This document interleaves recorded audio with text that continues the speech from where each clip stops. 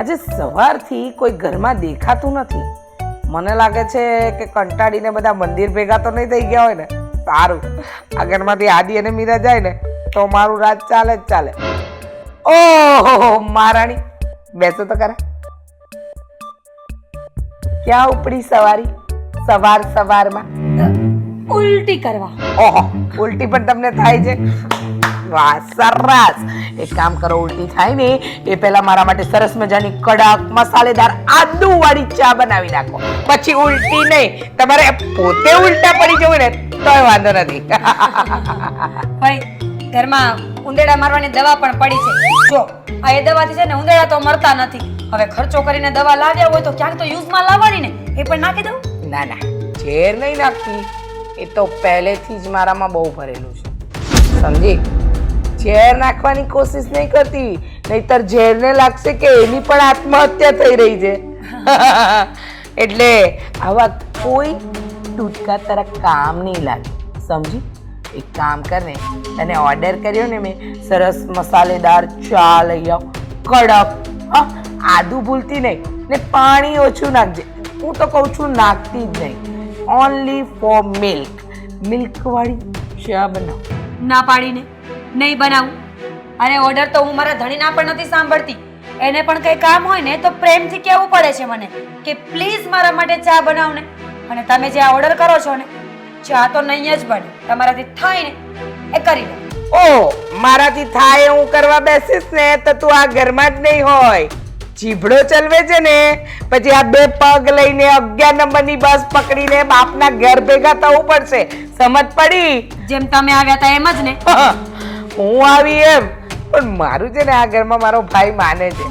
તારા ઘરમાં શું છે ને, તારા પપ્પા બિચારા આમ રડશે, રડમસ થઈ જશે. મારી દીકરીને દુઃખ નહીં આપો.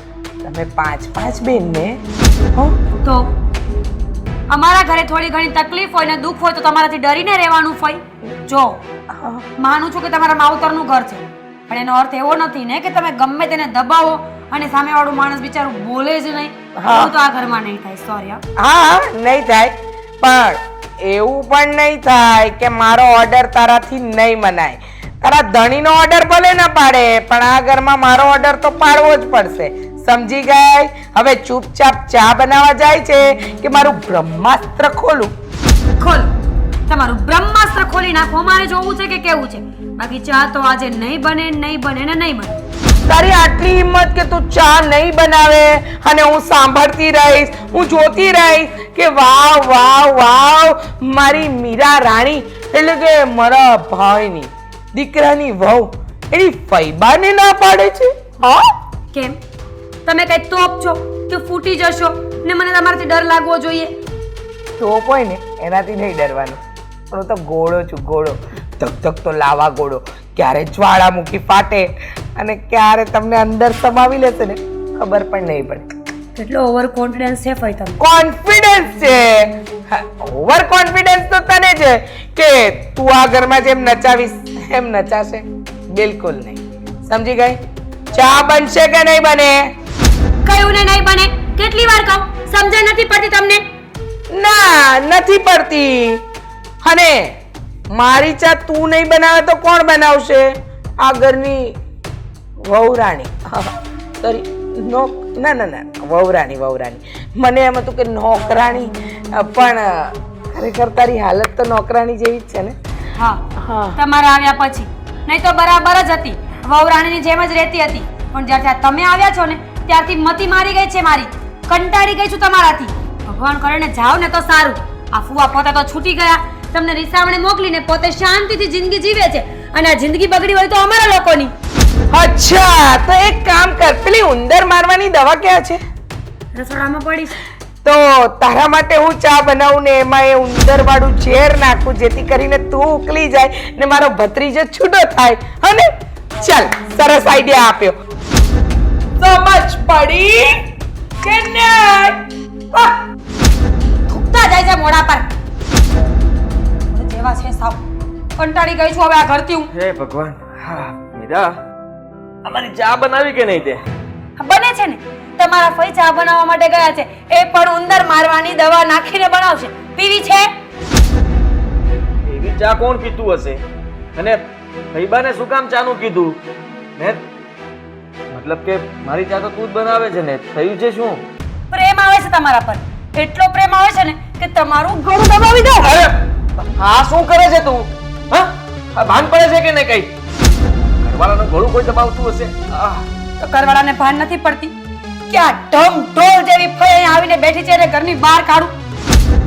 એમાં તો મારું ન ચાલે, કારણ કે એ ફઈબા છે ને ફઈબા જલ્દી આ ઘરમાંથી નહીં જાય.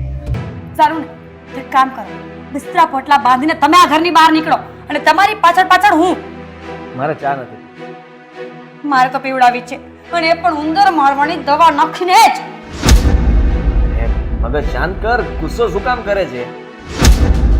હું જાણે ભગવાને મારા નસીબમાં શું લખ્યું હતું. સાચું કહું ને, મેં નક્કી કરી લીધું, જે ઘરમાં ફઈ નામનું પ્રાણી હોય ને એ ઘર સાથે સંબંધ જ ન જોઈએ મારે. હવે એમાં તમે પણ આવી ગયા. હું પપ્પા સાથે વાત કરીશ, એ ભાઈની ફરજ નિભાવે છે, પણ કઈ વાંધો નહીં. હું કહીશ કે ફઈબાને જલ્દી આ ઘરમાંથી રજા આપો, વિદાય આપો. પાકું? પાકું. પ્રોમિસ? પ્રોમિસ. સારું, ચા બનાવવા જાઉં છું. ઉંદરવાળી નહીં, સારી. સારી બનાવીશ. અને આ કામ નહીં થાય ને તો ઉંદરવાળી ચા માટે તૈયાર રહેજો.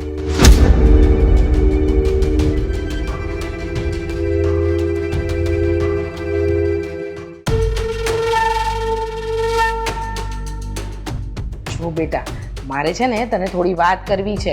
હા તો બોલો ને. જો બીજી રીતે વાત કર. આ ઘરમાં આપણે આવ્યા છીએ ને તો સરખી રીતે રહેવાનું, અને ખાસ કરીને આ તારા મામા મામીને એવું લાગવું જોઈએ કે આપણને બહુ દુઃખી છીએ, આપણને બહુ તકલીફ છે, સમજે છે કે નહીં? અને ખાસ કરીને એ લોકો કોઈ પણ વસ્તુ માટે હું તને કહું ને તો તારે હાથ પાડવાની, ના પાડવાની જ નહીં. જેમ કે સાંભળે જ? હા બોલો. જેમ કે હું તને કહું કે તારે નવા શૂઝ લેવાના છે તો હાથ પાડવાની, નવી બેગ લેવાની છે તો હાથ અરે પાડવાની. મમ્મી, ખોટું કેમ બોલવાનું? ખોટું આપણને શું મળવાનું છે ખોટું બોલે તો આપણે? અરે બેટા, તને ખબર નથી, આ તારા મામા મામી પાસે બહુ રૂપિયા છે. હવે આટલા બધા બચાવીને ક્યાં જશે? તું તો ભાણકી કહેવાય, ભાણકીને જેટલું આપે ને એટલું ઓછું છે. એટલે હું જે કહું ને એ બધામાં છે ને તારે હા એ હા જ કરવાનું. પણ મમ્મી, જુઠ્ઠું બોલે કેમ લેવાનું? લેવું હોય તો આપણે સામેથી લઈ લેવાનું જ જઈને. હા બરાબર છે, સામેથી લઈ લેવાનું, પણ બેટા અહીંયા કોઈ સામેથી ના આપે. એટલે તારે હું કહું એટલું ચૂપચાપ કઈ હાથ પાડવાની છે ને. વાહ નણંદબા વાહ. શાનું વાહ? હા, તમે આ મિત્તલ દીકરીને શું પાઠ ભણાવી રહ્યા હતા? હું તો એમ કહેતી હતી ભાભી કે કોઈ કામ કરવાનું કહે ને મામી કે તારા ભાભી તો એમાં હા પાડવાની, ના નહીં પાડવાની, એ શીખવાડતી હતી. નહીં મિત્તલ બેટા? હા તો રીચાબેન, આ તમે ઘણી વખત કહો છો ને કે ભાભી આ દિવાલને પણ કાન હોય છે, સંભળાઈ જશે. સાચી વાત છે. તો ઘરમાં ને ઘરમાં તમારી વાત મેં સાંભળી ન હોય? મેં બધી જ વાત સાંભળી છે તમારી. એટલે તમે કહેવા શું માંગો છો? એ જ કે તમે જે આ મિત્તલને પાઠ ભણાવી રહ્યા હતા ને કે બેટા આ વસ્તુ માંગવાની, તારે ના નહીં પાડવાની. અને મારી દીકરી આ મિત્તલ એટલી સારી છે ને, એને સમજ પણ છે કે ન મંગાય, આપણાથી ન લેવાય. અરે ગીતાબેન, તમે થોડોક તો વિચાર કરો. આ કોરી પાટી હોય ને, આપણે જેવું લખીએ ને એવું જે વાંચશે. તો પછી શું કામ તમે આ ખોટા પાઠ પઢાવો છો? અરે હું ક્યાં ખોટા પાઠ પઢાવું છું? હું તો મારી દીકરીને સાચું શીખવાડું છું. અને તમારી સાંભળવામાં કઈ ભૂલ થઈ હશે ભાભી. આ મિત્તલ દીકરાને હું એમ જ કહેતી હતી કે અત્યારે આપણે મામા મામીના ઘરે છે તો કોઈ પણ કામ મામા મામી કહે ને તો કરવાનું એમ. રીચાબેન, હા મિત્તલ નાની છે, એના કાન કાચા છે, પણ હું જે સાંભળતી હતી ને એ મારા કાન કાચા નહોતા. અચ્છા, પાકા કાને સાંભળ્યું છે ને ભાભી? તો બોલો. હું બોલી, મેં મારી દીકરીને ઊંધી ભડકાવી, શું કરી લેશો? બોલો. અરે તમે આ દીકરીને પણ ઊંધા પાઠ પડાવો છો ને, આ બધું તમને નડશે.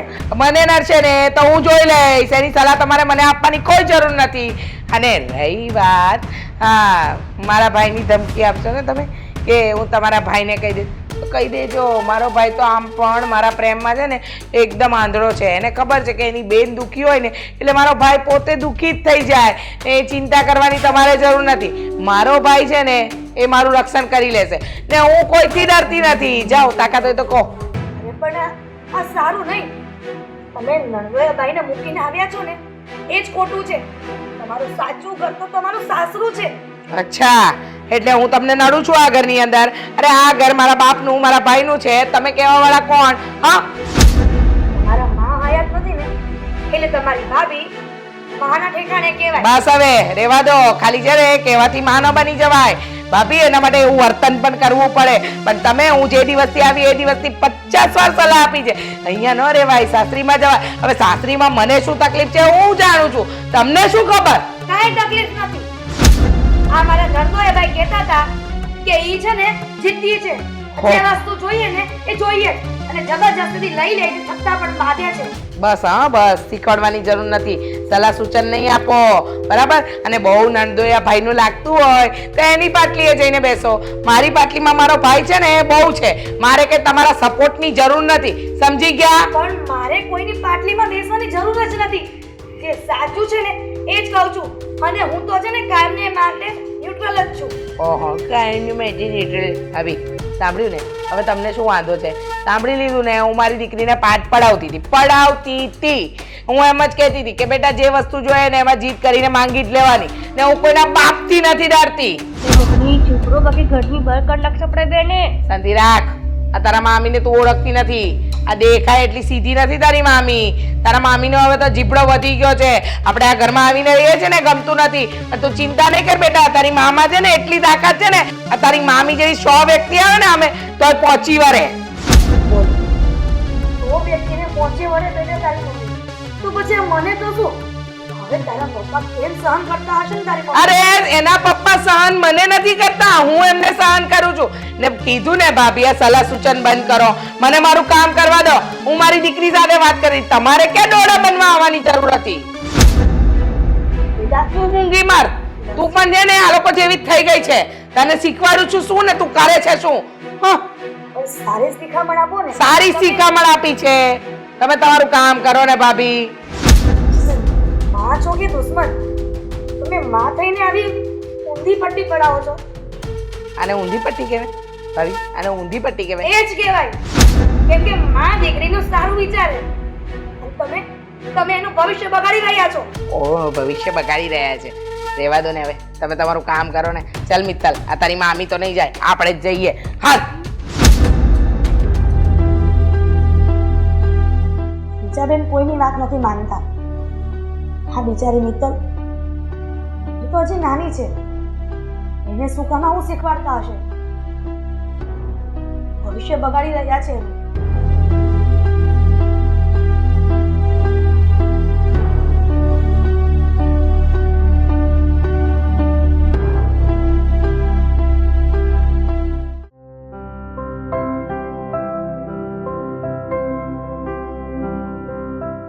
અરે બેટા તું બહાર જાય છે?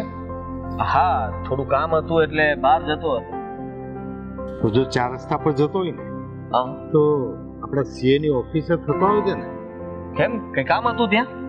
ત્યાંથી મારી પાસબુક લાવવાની છે. હા તો કઈ વાંધો નહીં હું લેતો આવીશ. પપ્પા મારે તમને થોડી વાત કરવી હતી. શેની વાત? જુઓ ને આ ફૈબા વિશે તમે ખોટું નહીં લગાડતા પણ આ વાત તમારે જરા સમજવી જોઈએ. આ ફૈબા ત્યાં ઝઘડો કરીને અહીંયા આવ્યા છે તો આ વાતનું સમાધાન કરવું જોઈએ.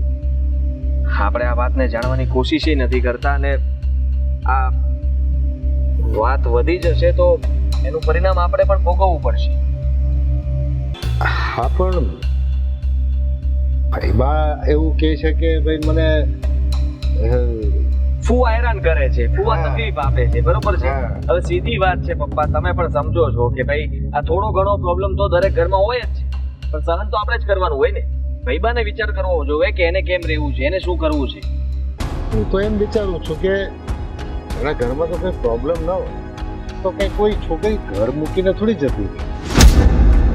હું નથી માનતો, પણ પ્રોબ્લેમ હશે ફૈબાને ઘરમાં અને તકલીફ વધારે હશે તો જ એ આવ્યા હશે. ચાલો ફૈબા સાચા જ, પણ જોવા જાવ તો ફૈબાના લીધે આપણા ઘરમાં હોળી સળગે એ તમને કેવું લાગશે?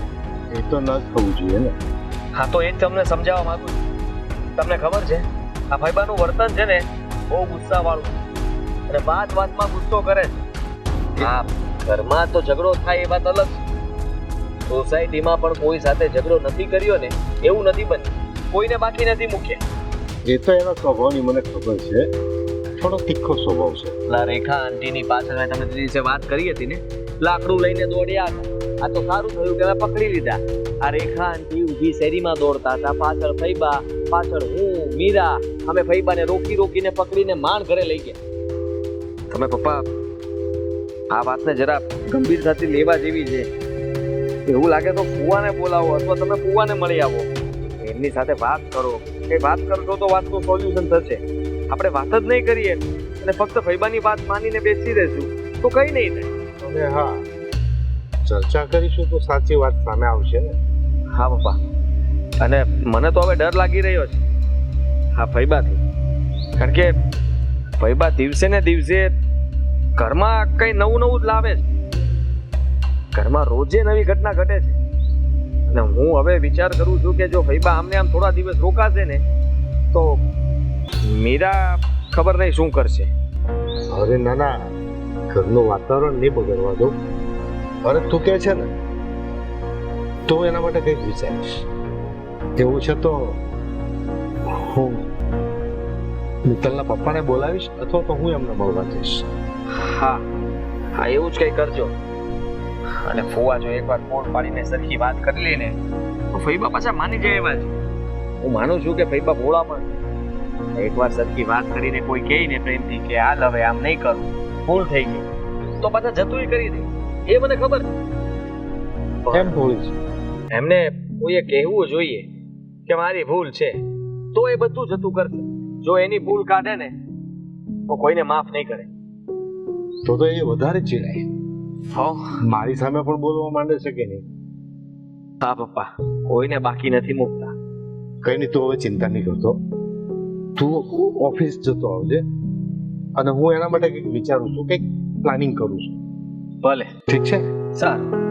પાછું જલ્દી આવજો. હા.